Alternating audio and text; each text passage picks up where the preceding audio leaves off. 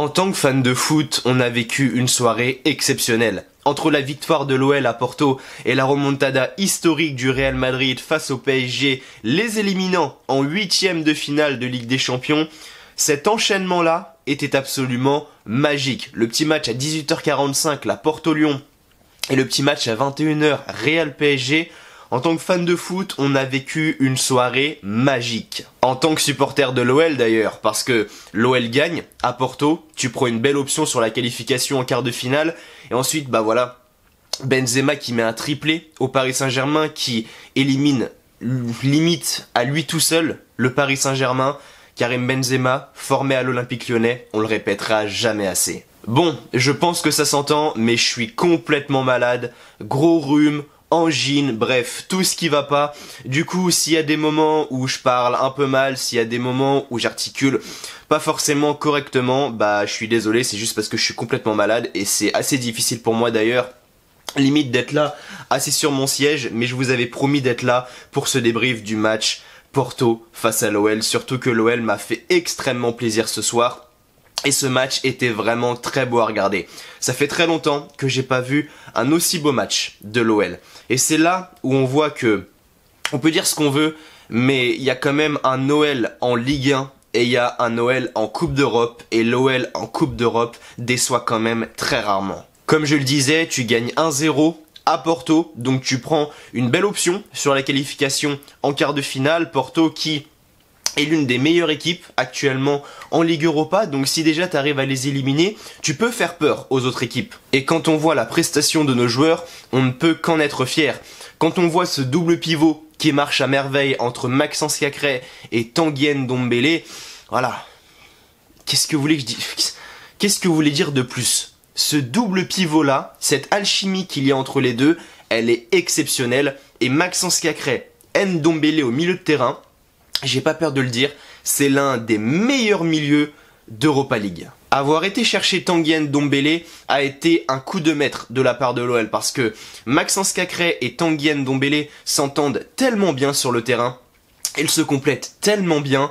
Je veux dire, Maxence Cacré, ce soir, qui a vraiment été bon dans tous les domaines, je le mets homme du match, vraiment, parce qu'il a été bon à la récupération, à la relance, il a réussi à casser les lignes, bref, il a été bon dans tous les domaines. Et Tanguy Ndombele, lui, a fait parler son physique en récupérant les ballons, en cassant les lignes à lui tout seul, c'est-à-dire qu'il faisait des grandes percées solo qui venaient casser la première ligne, la deuxième ligne, ensuite il lâchait son ballon, ce qui créait une grosse occasion pour l'OL, notamment pour Karl Toko Ekambi, ou encore pour Moussa Dembélé, ou même Romain Fèvre. Donc voilà, ce double pivot-là, Maxence Cacré et Tanguy Ndombele, c'est un régal. Je parlais de Romain Fèvre et je suis vraiment content pour Romain Fèvre parce que il monte vraiment en puissance. Il avait un peu de mal au début, c'est normal, t'as toujours un petit temps d'adaptation à avoir, mais pour son premier match de Coupe d'Europe, Romain Fèvre c'était vraiment très satisfaisant, surtout la première mi-temps. En deuxième mi-temps, on l'a pas énormément vu, mais en première mi-temps, il a réussi à faire de bonnes choses comme trouver de superbes ballons pour faire progresser le jeu dans son couloir. Malheureusement,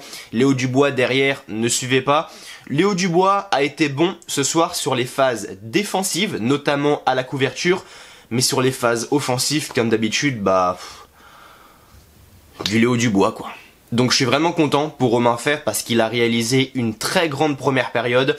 Et concernant Léo Dubois, je trouve qu'il a fait un bon match, surtout sur les phases défensives. Sur les phases offensives, c'était un peu plus compliqué. Mais voilà, Léo Dubois, je trouve qu'il a fait un bon match ce soir, donc... ça fait plaisir de voir que dans les matchs de Coupe d'Europe, il est présent. Je tiens une nouvelle fois à féliciter monsieur Anthony Lopez qui a réalisé un très grand match en sortant 2-3 ballons très intéressants. Je pense notamment à cette frappe aux 18 mètres. Il est un petit peu avancé. Il arrive à reculer et à la claquer sous la barre comme ça alors que cette frappe est vraiment magnifique, elle est bien flottante et Lopez arrive à la claquer. Un moment vers la fin du match, on a un centre et il arrive à la dévier comme ça, main gauche ou main droite, je sais plus. Mais le ballon arrivait petit filet. Bref, Lopez a fait un très bon match ce soir et si on gagne 1-0, c'est aussi grâce à lui. Le buteur, Lucas Paqueta, a réalisé un bon match, je trouve. C'est juste sur les phases défensives où ça m'a moyennement plu, c'est-à-dire aux abords des 18 mètres, je trouve qu'il faisait le geste de trop, ce qui provoquait une récupération de Porto et ce qui créait une grosse occasion. Donc quand Paqueta s'amuse à jouer avec le feu comme ça, bah ça me plaît pas vraiment. Mais bon, il a marqué, il s'est rattrapé, j'ai rien à dire. Donc oui, on peut être fier de nos joueurs ce soir. Surtout que je pense qu'on aurait vraiment mérité de prendre l'avantage en première période. Parce qu'on a eu un beau visage, notamment dans le premier quart d'heure, avec un pressing haut et constant, et surtout 2 grosses occasions. Je parle de la tête piquée de Moussa Dembélé, très bel arrêt du gardien. Ensuite l'action de Karl Toko Ekambi qui... vous savez, je sais plus quand est-ce que c'est, je crois que c'est Léo Dubois qui centre, on a Moussa Dembélé et Toko Ekambi qui se gênent un tout petit peu, et le ballon voilà se décale sur le côté, on a Toko Ekambi qui limite n'a plus qu'à la pousser, malheureusement il glisse, ça tape son pied d'appui, enfin je sais pas ce qu'il fout Toko Ekambi, mais il a fou à côté, mais voilà, honnêtement je pense qu'on aurait mérité de prendre l'avantage. Mais bon, on n'a pas attendu longtemps pour voir le premier but de l'OL, début de la seconde période, magnifique combinaison, on a Emerson qui... déborde sur le côté gauche, il joue rapidement avec Karl Toko Ekambi avec Moussa Dembélé en point d'appui qui rejoue avec Lucas Paqueta, petit enroulé, frappe pied gauche, petit filet, magnifique, ouverture du score, 1-0. Même si à la base le but était refusé pour un hors-jeu, mais après visionnage de la VAR, il n'y avait pas hors-jeu, donc l'OL mène 1-0. Mais si la VAR n'était pas là, l'OL n'aurait pas eu ce but validé. Il faut en tenir compte de ça. Surtout que 2 minutes après, on a une action, et là vraiment, pour moi, je vous le dis honnêtement, pour moi c'est penalty, pour une main comme ça. On a Thiago Mendes qui, donc on a un ballon flottant dans la surface, Thiago Mendes qui fait une tête, ça tape le ventre ou la cuisse de Paqueta, je sais pas trop. Et Paqueta a vraiment la main décollée du corps et ça tape sa main, ça change la trajectoire du ballon. Et l'arbitre dans un premier temps siffle le penalty, ensuite... il se fait appeler par la VAR, visionnage de la VAR, et il ne siffle pas penalty. Je suis supporter de l'OL, donc je suis content. Je suis supporter de Porto, je pète un câble. Vraiment, parce que pour moi, je vous le dis sincèrement, pour moi il y a penalty là-dessus. La main est complètement décollée du corps, ça change la trajectoire du ballon. Pour moi, je siffle penalty. Voilà. Quand t'es supporter de Porto... dans ce genre de situation, il y a de quoi péter les plombs. Après voilà, comme j'ai dit, je suis supporter de l'OL, donc je suis content de cette décision.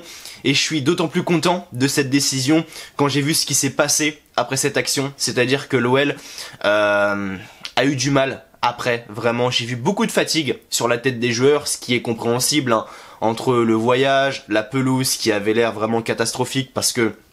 j'ai vu sur le compte Twitter de l'OL toute la journée, le compte Twitter de l'OL tweeter des vidéos, des photos et on voyait qu'il arrêtait pas de pleuvoir, donc à mon avis la pelouse n'était pas de grande qualité. Donc voilà, beaucoup de fatigue chez les joueurs de l'OL, surtout que Porto ont fait monter le tempo et ont même réussi à marquer à la dernière minute. Et heureusement, encore une fois, heureusement qu'il y a la VAR, parce que le but est validé dans un premier temps pour Porto. Et après visionnage de la VAR, on voit qu'il y a hors-jeu, donc le but est refusé. Je vous le dis honnêtement, du coup, s'il n'y avait pas la VAR, l'OL aurait perdu 1-0. Voilà. Donc la VAR a ses avantages, parce que le but de Paqueta, à la base, est refusé, donc tu peux l'enlever, ça fait 0-0, et le but à la dernière minute de Porto, à la base, est accepté. Donc ça fait 1-0 pour Porto, voilà, 1-0 pour Porto. Mais non.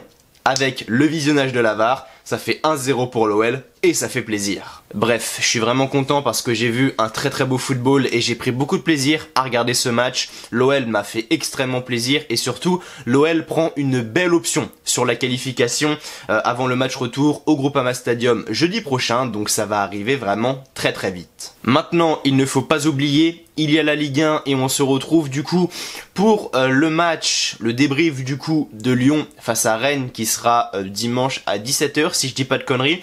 Donc voilà les amis, merci à vous d'avoir regardé cette vidéo, j'espère qu'elle vous aura plu. Avant de partir, n'oubliez pas le petit like, le petit pouce bleu qui fait extrêmement plaisir. N'oubliez pas également de vous abonner à la chaîne. On se retrouve du coup pour le débrief de Lyon-Rennes. D'ici là, prenez soin de vous. Je vous souhaite comme toujours que du bonheur, que des bonnes choses. Portez-vous bien et merci à vous d'avoir regardé cette vidéo. Allez, ciao, bye bye.